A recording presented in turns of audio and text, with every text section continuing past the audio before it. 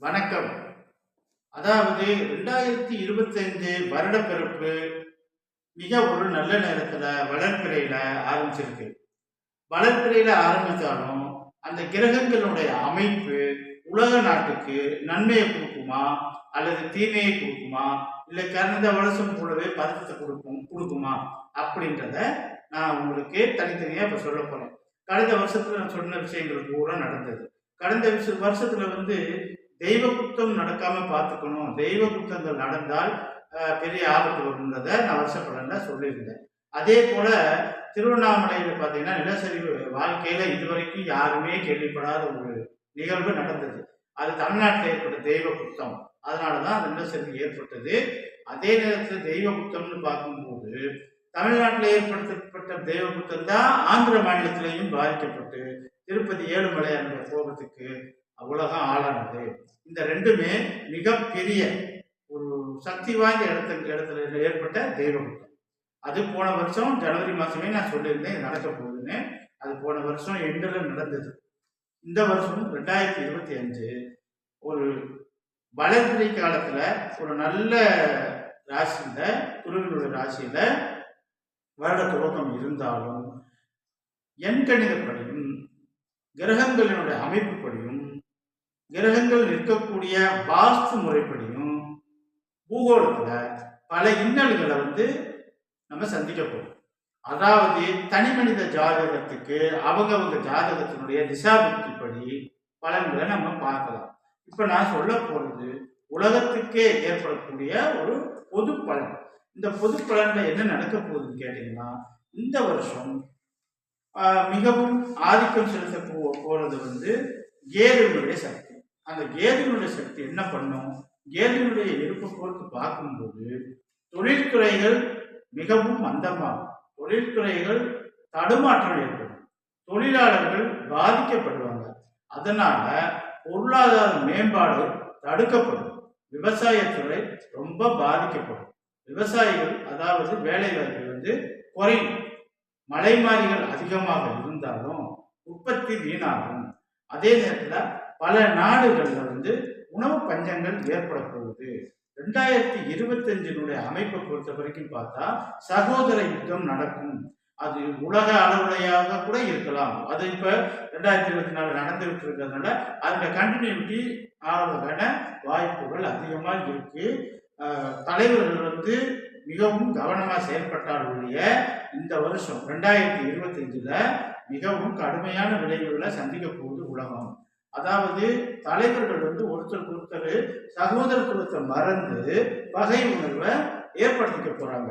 இது 2025 மிக முக்கியமான பலன். அடுத்த விஷயம் என்னன்னு கேட்டீங்கன்னா, பெட்ரோலிய உற்பத்தி பாதிக்கப்படும். பெட்ரோலிய உற்பத்தி பாதிக்கப்பட்டால் விலைவாசி உயரும். அப்போ விலைவாசி உயரும் போது பொருளாதார மேம்பாடு தடுக்கப்படும், பணவீக்கம் ஏற்படும்.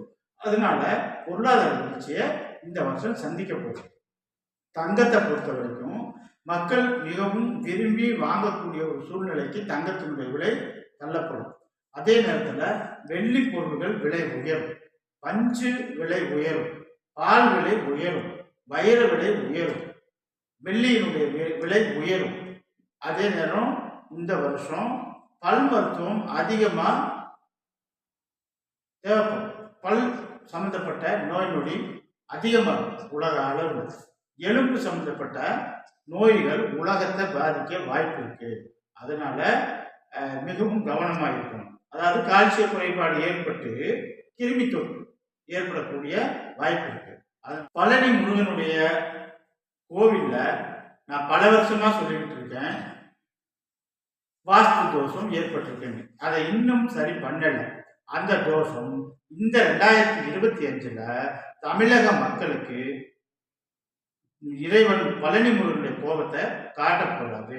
அது தமிழகத்தினுடைய அரசியல்ல எதிரொலிச்சதோ இல்லையோ, உலக அரசியல்ல எதிரொலிக்கும். அந்த உலக அரசியல்ல எதிரொலிக்கும் போது போர் பதட்டம் ஏற்படும்.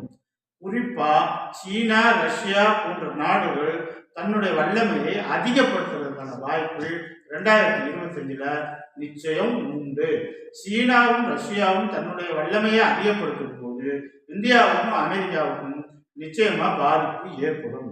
அதே நேரத்துல இந்த வருஷம் 2025 ஏற்படக்கூடிய 4 கிரகங்கள், அதாவது 3 கிரக பெயர்ச்சிகள், ராகு கேதுன்றது 2 கிரகம், அதோட பெயர்ச்சி ஒன்னா நடக்கிறதுனால ஒரு பெயர்ச்சின்னு சொல்றேன். அப்போ குரு பெயர்ச்சியும் நடக்க போகுது, சனி பெயர்ச்சியும் நடக்க போகுது, ராகு கேது பெயர்ச்சியும் நடக்க போகுது. இந்த 3 பெயர்ச்சிகளையும் பார்க்கும்போது உலகத்தினுடைய அமைப்பு, பூகோள அமைப்புல ஏற்படக்கூடிய வாஸ்து தோஷங்கள் மிக மிக மிக ஒரு கடுமையான விளைவுகளை ஏற்படுத்தப்படுது. இதுல முக்கியமான கவனிக்க வேண்டியது, தென் அமெரிக்காவினுடைய மையப்பகுதியில் வியாதி தொத்து ஏற்படும். அதே நேரம் ஆப்பிரிக்க கண்டத்துல கிருமி தோஷங்கள் ஏற்படும். அப்போ ஆப்பிரிக்க கண்டத்துல இருந்து நிச்சயமா ஒரு நோய் தொற்று வரும். அது உலக அளவில் பாதிக்கக்கூடிய வாய்ப்பு இருக்கு. அதே நேரத்துல சீனத்திலையும் அது பரவக்கூடிய வாய்ப்பு இருக்கு. நோய் தொற்றுல இருந்து நம்ம காப்பாற்றிக்கணும். அதனால கவனமா இருக்கணும். இந்த வருஷம் சிவனுடைய ஆதிக்கம் மிக அதிகமா இருக்கும். நான் 2020 சொன்னேன், சிவனுடைய ஆட்டம் ஆரம்பம் சொன்னேன். அப்போதான் கொரோனா சிவன் உலகையே செலவு செஞ்சு கொடுத்துட்டு போனாரு.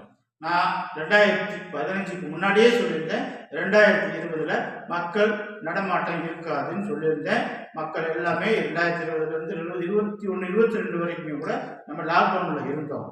அது இந்த 2025 அந்த அளவு போகாட்டியும் கூட மிகவும் ஒரு பாதிக்கக்கூடிய காலகட்டம் 2025. உலகத்துல மின்னணு சாதனங்கள் பயன்பாடு அதிகமாக வந்தாலும் இயற்கையினுடைய இந்த பாதிப்புகள் மின் உற்பத்தி, அதாவது மின்னணுக்களால் செய்யக்கூடிய உற்பத்திகள் முழுவதும் பாதிக்கப்படும். வெப்பம் அதிகமாக இருக்கும். இந்த வருஷம் வெயில் சூடு ரொம்ப அதிகமாக இருக்கும். புதனின் ஆதிக்கம் சரியில்லாத ஒரு சூழ்நிலையில இந்த வருஷம் பிறந்திருக்கிறதுனால இந்த வருஷத்துல கல்வித்துறை பாதிக்கக்கூடிய வாய்ப்பு இருக்கு. மாணவர்கள் ரொம்ப கவனமா இருந்து தன்னுடைய கல்வியில கவனம் செலுத்தணும், பொறுமையா இருக்கணும். கல்வித்துறையில கொஞ்சம் பதட்டம் ஏற்படும், முன்னேற்றம் குறையும். தொழில்துறைகள் மந்தமடை போகுது. 2025 தொழில்துறை தான் மிக முக்கியமா பாதிக்க போகுது. அதனால மிக கவனமா இருக்கணும். சினிமா துறையை பொறுத்த வரைக்கும் பார்த்தீங்கன்னா முதலீடு செய்யறதுல கவனம் செலுத்துங்க. ஒரு சினிமா தயாரிப்பாளர் மிக மிக கவனமா இருங்க.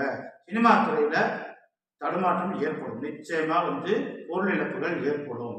ஒரு சினிமா துறையை சார்ந்த கலைஞர்கள் தன்னுடைய ஜாதகத்தினுடைய அடிப்படையை அலசி ஆராய்ச்சி அதுக்கு என்ன செய்யணுமோ அதை செஞ்சுட்டு தான் அந்த படி எடுத்து வைக்கணும், முயற்சி எடுத்து வைக்கணும். அப்படி பண்ணாதான் சாதகமா அமையும்.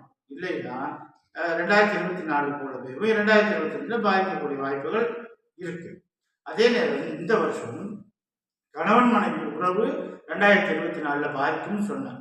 இந்த 2025 மாமன் உறவு, சகோதரன் உறவு, அதாவது சகோதர சகோதரி உறவு, மாமன் காரகன் உறவு, இந்த 2 உறவும் மிக கவனமா இருக்கணும். அப்படி இல்லைன்னா கடந்த வருடம் நான் சொன்ன கணவன் மனைவி பிரிவினையை போலத்தான் இந்த வருஷம் சகோதர யுத்தம் இருக்கும். மாமன் காரகனுடைய பிரச்சனைகள் இருக்கும். அது தாய் மாமனா இருக்கலாம், மாமனா இருக்கலாம், அக்கா தங்கச்சியா இருக்கலாம், அண்ணன் தம்பியா இருக்கலாம். இந்த உறவு மிக கவனமா இருக்கணும். இதுதான் இந்த வருஷத்தினுடைய உறவுகளுக்கான பலன். அவங்க பரிகாரம் செய்ய வேண்டியது திருப்பதி ஏழுமலையானுக்கும் பழனிமலை முருகனுக்கும், இந்த 2க்கும் பரிகாரம் பண்ணிக்கிட்டாங்கன்னா மிகுந்த கவனத்தோட இருந்து 2025 கழிச்சிடலாம். சில நாடுகள்ல புதிய கிளர்ச்சியாளர்கள் உருவாகக்கூடிய வாய்ப்பு இருக்கு.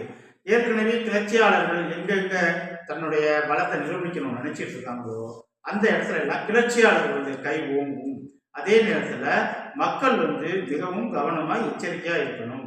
விமான பயணங்கள், கடந்த முறை விமான பயணங்கள் எப்படி சொல்லணும் அதே போலதான் இந்த வருஷம் தண்ணீர்ல, அதாவது படகு பயணம், கப்பல் பயணம், எண்ணெய் கிணறுக்கு அருகில் வாழக்கூடியவர்கள், நெருப்பு சம்பந்தப்பட்ட தொழில் செய்யக்கூடியவர்கள், ரயில் பயணங்கள், இந்த மாதிரி இரும்பு சம்பந்தப்பட்ட தொழில் செய்யறவங்க இவங்கெல்லாம் கவனமா இல்லாட்டி மிகவும் பாதிக்கும்.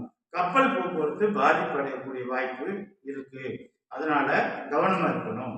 மேற்காசிய நாடுகள்ல சில குழப்பங்கள் வரும். அது இனப்பிரச்சனையா மாறாம பார்த்துக்க வேண்டியது மக்களுடைய பொறுப்பு. எல்லாரும் கூட்டு பிரார்த்தனை செய்து இந்த வருஷம் 2025 மிகவும் பாதுகாப்பா கழிக்கணும். பூகோள அடிப்படையிலையும் எண்கணிதப்படியும் வருஷ பிறப்புல சில முக்கியமான விஷயங்கள் பாதகமா இருக்கிறதுனால நம்ம ஒரு 50% தான் 2025 நல்லபடியா சொல்ல முடியும். மற்றபடி அவரவர்கள் ராசி பலன்படி அவரவர்களுடைய பலனை நான் அடுத்த வீடியோவில் நான் தெரியப்படுத்துறேன். நன்றி, வணக்கம்.